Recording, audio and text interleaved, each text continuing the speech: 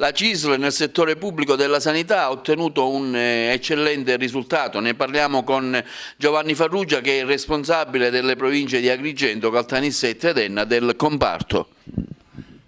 Orgoglioso di appartenere alla CISL Funzione Pubblica, è da lunghi anni che il sottoscritto si candida come RSU anche nella qualità prima di segretario generale, oggi di responsabile del Dipartimento della Sanità Pubblica di Agrigento, Caltanissetta e Enna. Un grande risultato perché abbiamo preso più voti di 3 anni fa. Facendo il paragone che 3 anni fa ne entravano 36, quest'anno ne entrano 33, è stato un grande successo. Questo successo naturalmente scaturisce da tutti i collaboratori che ci sono nel territorio agrigentino, in cui hanno superato pure i nostri dirigenti di Agrigento.